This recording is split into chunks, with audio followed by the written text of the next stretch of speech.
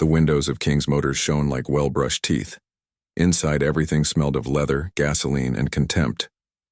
Lucas opened Andre's arm, hesitating before pushing the glass door open. "Let's go, man. Have you seen the Mustang? 1970.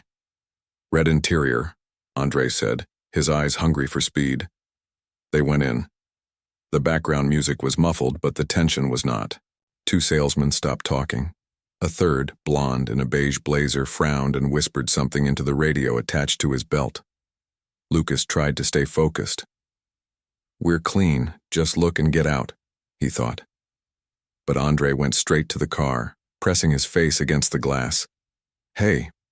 The voice came like a siren. A security guard moved in. "What are you doing here?" "Looking." "Is it allowed?" Lucas replied calmly. "Don't mess with me, kid." Earl Whitman appeared behind the counter. He walked slowly as if the ground belonged to him. He stopped a meter away. "Guys, this is no place for you. I'm going to look for trouble somewhere else." "Trouble? We're just selling cars," Andre responded. Earl said, but without looking. "I know your type. First of all, get out, now." Lucas tried to pull Andre away, but he didn't move. That's when Earl said, "Security, get them out." "I won't do it again." In seconds, two of them brutally pushed them out the door. The crowd on the sidewalk saw it. A man with a camera recorded everything. Andre said as he was dragged away, "We just wanted to look at the car, you racist." The window closed with a snap. Silence fell, but only for a moment. The video spread through the neighborhood like wildfire. The sound of the tape spinning on the reel-to-reel recorder echoed in Mrs. Watkins's living room. The news replayed the images. Lucas and Andre being dragged down the street, their eyes burning, the crowd starting to stir. "Damn pigs," Andre's grandmother muttered, turning off the TV with a sharp click. Outside, neighborhood kids were already making noise. Improvised signs, cans being banged, voices demanding justice. Lucas watched it all from the window, tense. He didn't want to be a symbol of anything. He wanted to build, he wanted engines. But now, it was impossible to ignore the fire. "They're doing this for you," Andre said, coming in with his dust-stained sneakers. "But I didn't ask to be a martyr. I wanted the Mustang, that's all." "And you'll get it. Even better," Lucas replied. "But not by shouting." Across town, Dorothy Reed was hanging up the phone. The viral video played on her desk. Her gaze was fixed on Lucas as he, despite being humiliated, held his friend firmly. She saw something rare, something that not all the millions of dollars in her company could buy. "These two have engines," she murmured, "and they just need steering." Hours later, a black Buick stopped in front of Andre's house. The door opened. Dorothy stepped out, wearing a straight dress, without jewelry, but with a presence that silenced the streets. "Which one of you is the engineer?" she asked directly without introducing herself. Andre and Lucas looked at each other. Lucas took a step forward. "Both of us, but I work with engines." She nodded. "I'll be direct. I saw the video. I didn't come with flowers or excuses. I came with a proposal. I work with innovation. And you are a spark that can turn into a fire." Andre gave a short laugh. "We don't even have a degree, young lady. And I didn't even finish high school, but I bought 3 startups and now I'm part of a fund that wants to invest in young people with ideas and courage." "This isn't a movie, no," Lucas said suspiciously. "And it doesn't need to be. You have 30 days to put together something that works, something that speaks for you. A car, a concept, a vision. If you succeed, I'll take you back to that store, but not to look at it." She held out a card. "To buy it." Silence. The world seemed to hold its breath. "What if we agree?" Andre asked. "Then stop yelling and start building." The car disappeared into the night. Behind it, there was a card and an insane idea planted in 2 boys. Justice wouldn't come with stones, but with pistons. The garage was in the back of the Brooklyn Baptist Church, where Lucas's father preached every Sunday with a firm voice and open arms. It was old, smelling of dried oil and rotten wood, but to Lucas, It was sacred ground. "Are you going to save the world in there?" Pastor Evans shouted, laughing at the door as he wiped his hands with a rag. "Just start by fixing ours," Lucas replied. On the floor, a pile of forgotten parts. Broken engines, tangled cables, a rusted Pontiac body that had seen better days. Andre walked in with his backpack on his back and a radio strapped to his shoulder. The loud sound of James Brown filled the space. First music, second, coffee, third, revolution, he said, throwing the backpack on the floor and taking out a scribbled notebook. Lucas was already on his knees dismantling a gearbox. Dorothy said 30 days. "We don't have time for nonsense." "No nonsense, my friend. I'm talking about creating a car with a soul, something of our own." Silence for a second. The radio was crackling. Outside, the city went on with its routine. "What do you think?" Lucas broke the silence. Andre pulled out his notebook, turned a crumpled page and pointed. "An auxiliary electric motor, not 100% electric, but hybrid. Something that carries energy while it runs, like a heart and lungs, a car that breathes." "That's crazy and brilliant." Lucas's eyes shone for a moment. Andre smiled. That was how they worked. Lucas dismantled the world. Andre reinvented it. During the following days, they slept little. They ate hard sandwiches, took turns welding, testing, and failed ideas. They laughed, shouted, argued. At dawn on the 9th day, there was an explosion. Smoke on the roof. "Damn!" Lucas threw the key on the floor. "This will never work. We're just kids with adult dreams." Andre grabbed a cloth, coughing. He coughed again. Then he stopped and said more seriously, "Do you think it was by chance that she chose us? There are a lot of black people with dreams, but she saw something. If we can't do this, then they win." Lucas didn't answer. He took the key back. He gritted his teeth. In the corner of the workshop, a lit candle flickered in front of a cross made of scrap metal. The car still wouldn't start, but faith, that was already moving. The smoke from Earl Whitman's cigar drifted across the ceiling of the room, a reminder of a time he refused to forget. He sat in his leather chair, silently watching the same video for the 100th time. 2 black kids being dragged out of his store. The world called it racism. He called it instinct. "You should have arrested them, not just thrown them out," he muttered, taking a deep drag. In the back of the room, a portrait of a young man smiled. Military uniform, bright eyes, framed in gold letters, Jonathan Whitman, 1952-1971.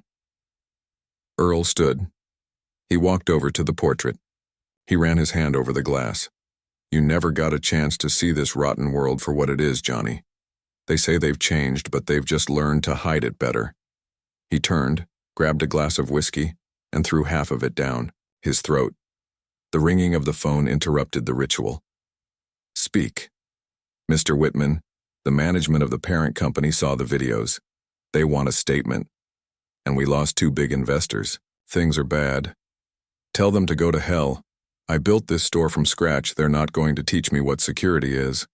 Sir, it looks like the boys are being sponsored by Dorothy Reed." Silence. Earl squeezed the glass until it cracked. That woman. He didn't finish. He just threw the glass at the wall. Early the next day, Earl showed up at the dealership.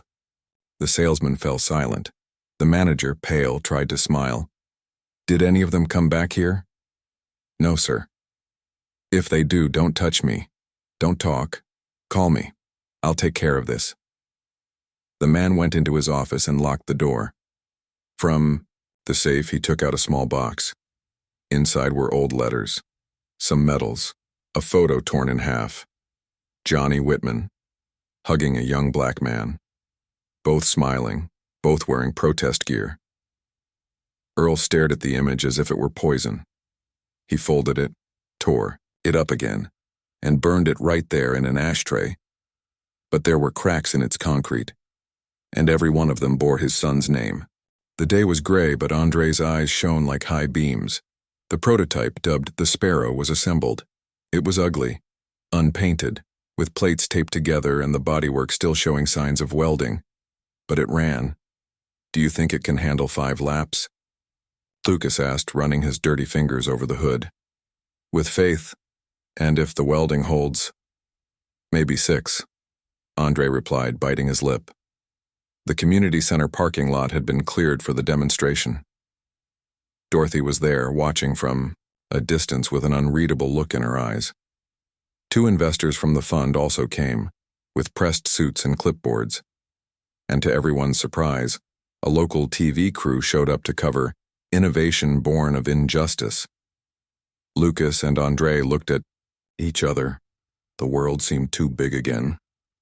Time to talk, Andre said, running his hand through his hair. Or are you going? I'm going. You take care of the machine.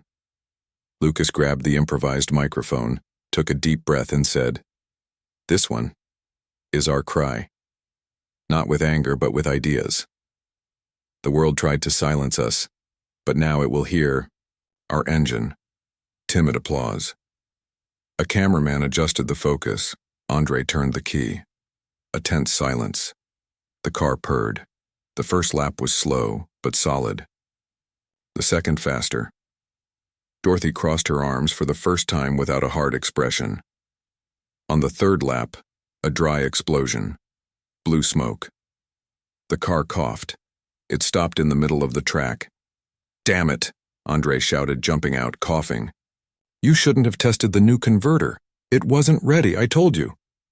Lucas kicked the ground. This was our chance. The investors were already putting away their notes. The TV turned off the camera. Dorothy just turned around. Wait, Andre shouted.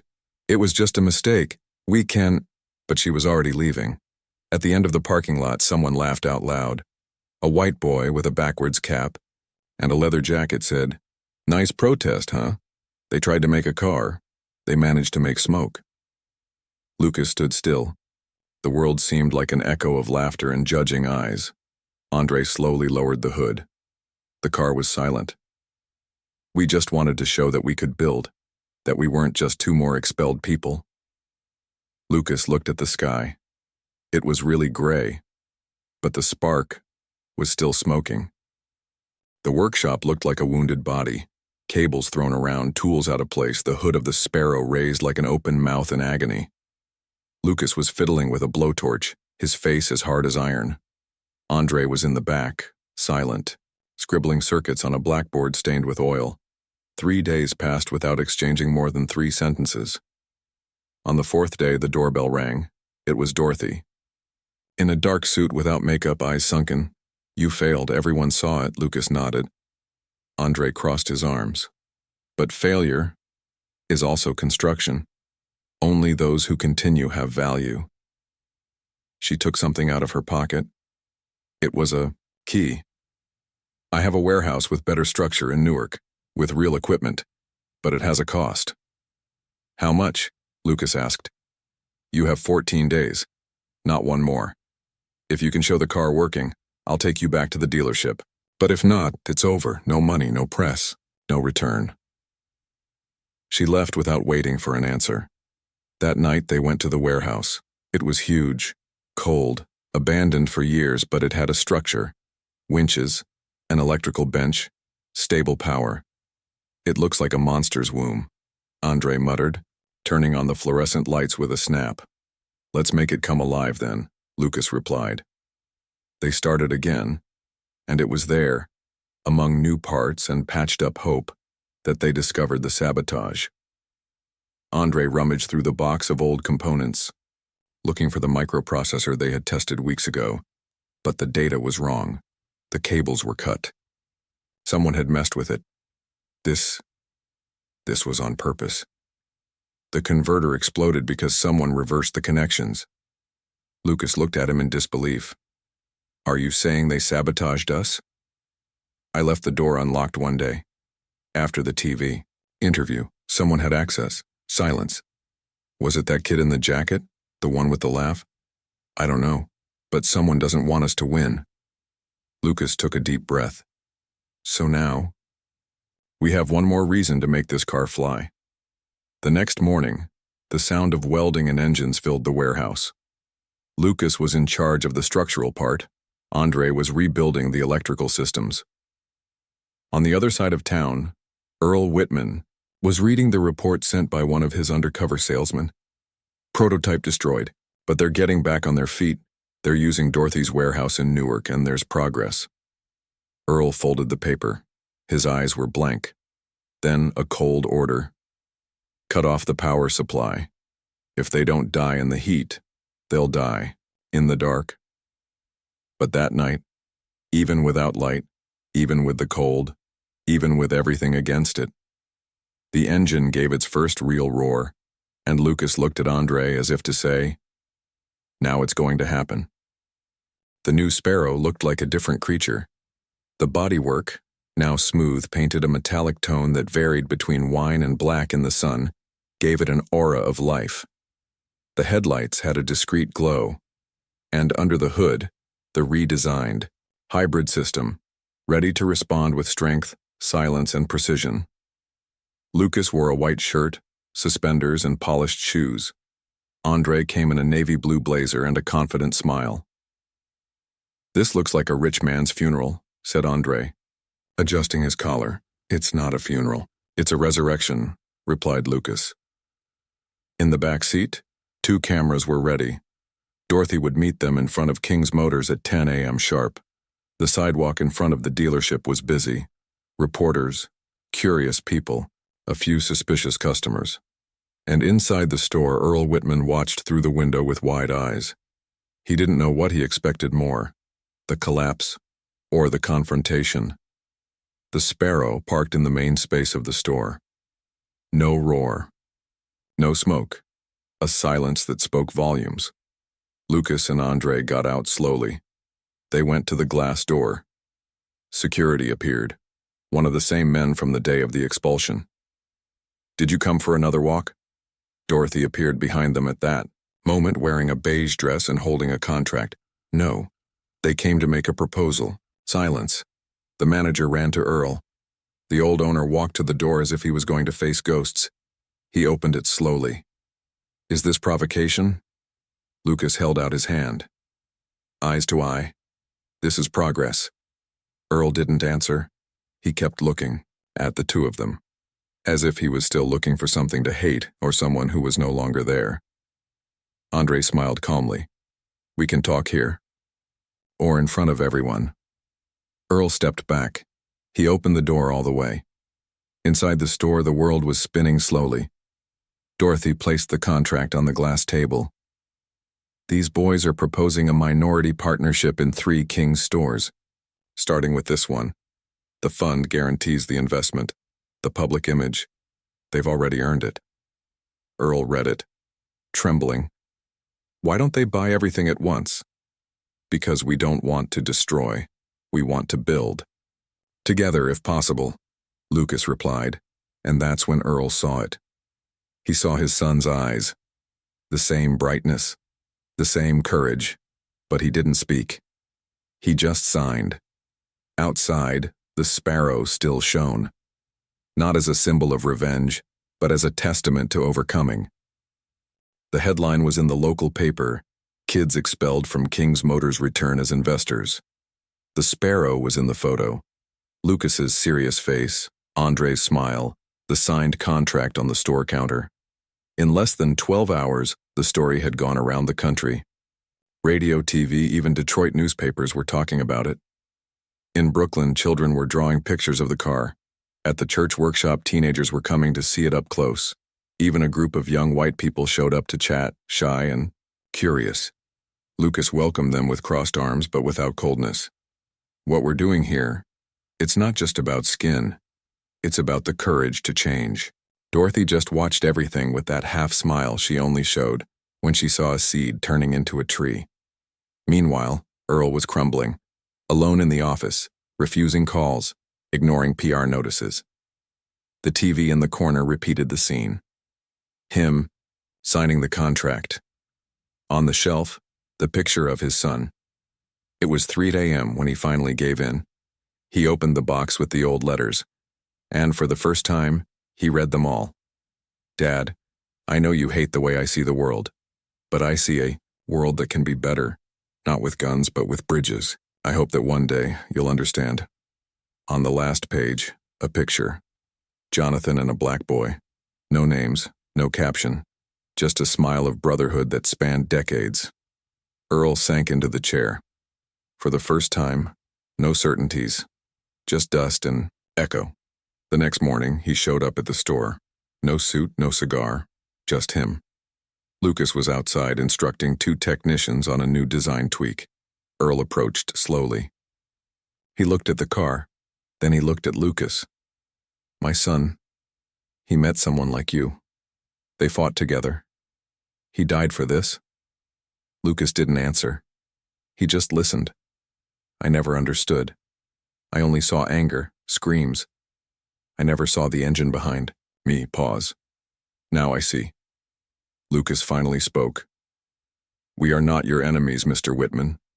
But perhaps we are the chance for redemption your son dreamed of. Earl nodded. No drama, no tears, just truth. He turned his back and walked away. In the reflection of the window, the sparrow shone, but now what really shone was the future. The new warehouse was busy. It wasn't just Lucas and Andre anymore. There were more hands, more ideas, more voices. But what no one expected that late afternoon was him. A thin man, a wrinkled gray suit, a thin beard, and deep-set eyes, as if he were carrying time on his shoulders. He arrived without speaking, just observing. Dorothy recognized him immediately. She turned pale. Gerald? The man nodded. Lucas and Andre approached, suspicious. Who is it? Lucas asked politely but directly. I'm what's left of a friend. From a time. From a fight. Gerald's voice was rough, worn like old asphalt. Dorothy pulled the 2 aside, whispering, he was Jonathan Whitman's companion. They fought together in the protests in '70. He ran away after everything fell apart. Gerald took a photo out of his pocket. It was the same photo Earl had burned, but in one piece. Jonathan on one side. Gerald on the other. He was like a brother to me. More than that. He believed he could change his own father. He almost did. Almost? Andre asked. We were followed. Shot at. The police said it was a mistake, but we know. Silence. And, why did you come now? Lucas asked. Because you remind me of him. Only freer. More ready. He handed Lucas a letter. It was from Jonathan himself, never sent to his father. Gerald had kept it for years, waiting for the right moment. Lucas read it aloud. If you ever find 2 young people with the courage to do what I have only dreamed of, don't fear them. Don't destroy them. Walk with them. Lucas swallowed. Hard. This changes everything. This connects everything. This is the end of a cycle, said Dorothy. Moved. Gerald was already leaving when Andre stopped him. Wait, are you still carrying all this alone? Not anymore, boy. And he disappeared through the streets of Newark, like a shadow that finally found the light. The morning sun reflected off the Sparrow as if the car were breathing. The bright metallic paint, the sound of the hybrid engine as clear as a wordless psalm. On the sidewalk of the new dealership, now renamed Sparrow Motors, a crowd had gathered. Lucas and Andre were side by side, as always. Remember when we just wanted to see the Mustang? Said Andre, adjusting the collar of his blazer with one hand, his badge with the other. Now we drive the future, replied Lucas seriously, but with that little smile on his face. At the back of the store, Earl Whitman, wearing a simple beret, was watching everything. No paperwork, no control, just attentive eyes. He no longer drove anything there, but he chose to be present. And that for him was harder than commanding. The press surrounded the car. It was the official launch of the prototype, the brand's first model, which was already attracting the attention of universities and companies in the automotive sector. A symbol, but also a promise. That creation was more powerful than destruction. Lucas took the microphone. We started this here by being kicked out. but we understood that a closed door is just an invitation to build a new one. The sparrow was born out of injustice, yes, but it lives for something greater, for what is right, for what it builds, for the truth. The crowd applauded, but there was something else. A 9-year-old boy walked through the crowd, black, thin, with a miniature cardboard car in his hand. Uncle Lucas, Uncle Andre, can I be an engineer too? Andre bent down. He picked up the toy car. You can. And you'll be better than us. Dorothy smiled with her teeth for the first time. On the road, the sparrow set off in a parade, but Lucas drove slowly. Why so slowly? Andre asked, half laughing. Because we've already won that race. Asphalt stretched out in front of them, long open without signs. The future was theirs.